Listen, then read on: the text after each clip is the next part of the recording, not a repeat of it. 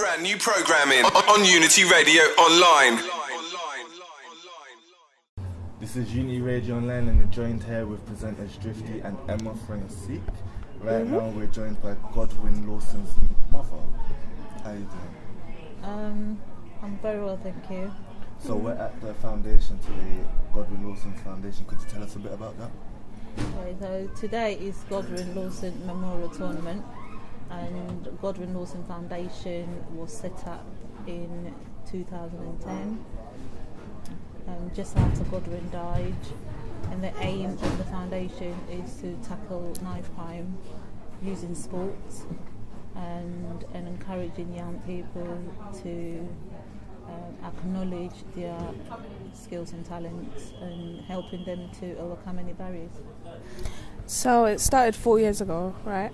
How positive do you think it's helped? How much do you think it's helped young people since then? Yeah, I think the workshops has made. Oh, sorry. Who do I speak to? It's cool. Okay, sorry. I think the workshops has made a really big impact in terms of awareness and young people actually understanding the consequences of knife crime and the consequences knife crime can have on the community and the family. So that's made a big impact in terms of the workshop that we do.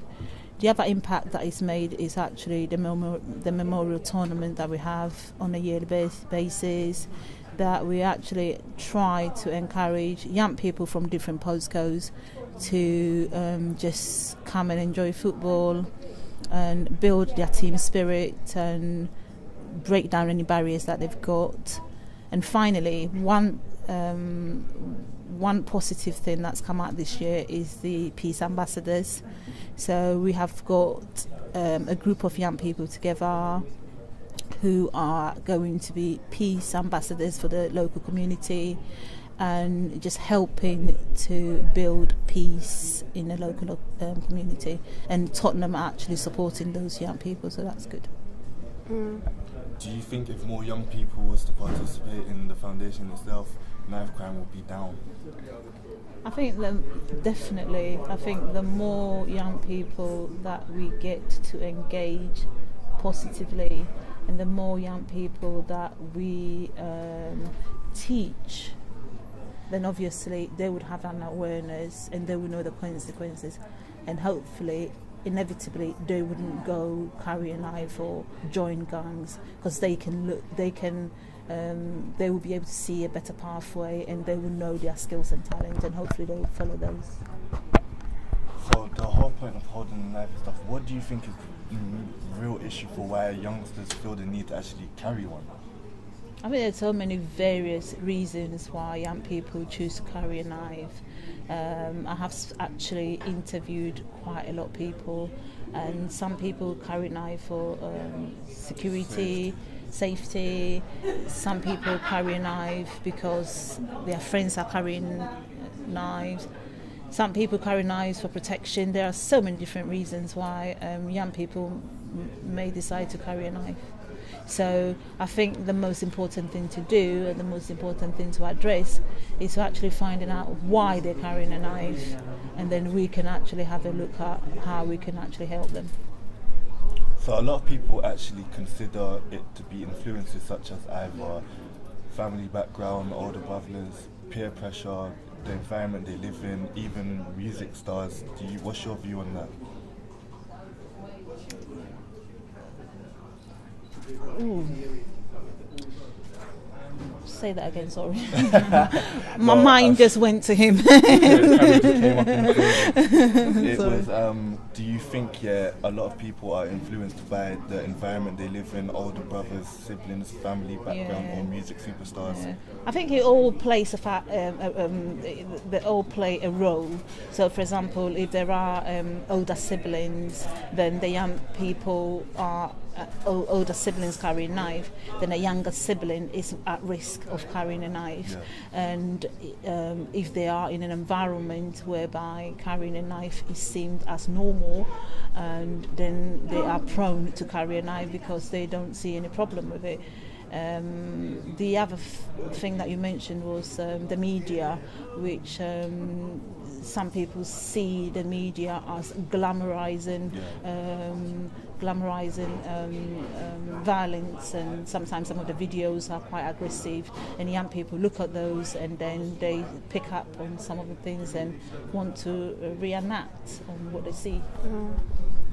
You said basically young people look at the media and they look at like videos and stuff. To like combat that, why sport? Like, why football? Why would you? Yeah, I mean, I chose football as a personal sports that I chose because obviously as a mum, Godwin was passionate about football, and I as a mum knew the impact that it actually made on his life in terms of actually keeping him focused and keeping him off the street and actually having an aim, actually that, you know, this is my aim, I've got an aim, I've got something, that an ambition that I want to achieve. And even if you play in football for leisure, there are so many things that you can learn from football, like good communication, good teamwork, turn taking, all these really essential skills that's really important for well-being in society. Okay. Well, as a radio station, Uni Radio, we're basically, we kind of do the same thing as you, because we're trying to bring the community together as well. Like, we're a social enterprise, and that's like the meaning of a social enterprise, so we're proud to support it. Oh, fantastic. Oh, brilliant. It's just I've never heard of Unity Radio, and I really want to work in partnership with you, and obviously the more we are, the wider we can actually spread the message. Okay. Actually, I think through sport, through music and stuff, it really does bring young people together in a sense where if you give them something to be occupied with, they won't feel the need to be on the streets and stuff like that. Oh, definitely, I do agree with you, because I think young people generally enjoy sports and they enjoy music. So using that is like a medium to bring them together and actually deliver the message, whereby if you just sit them in front of a classroom, they might just find it boring.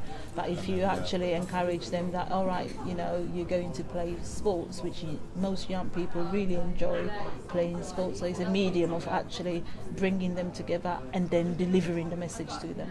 Yeah, definitely. So is there any advice you would like to give parents that probably don't know what their children are up to or stuff like that?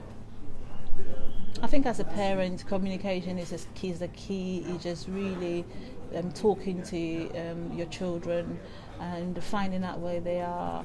And I know sometimes it's difficult because they might not even tell you where they are, but it just actually persevering.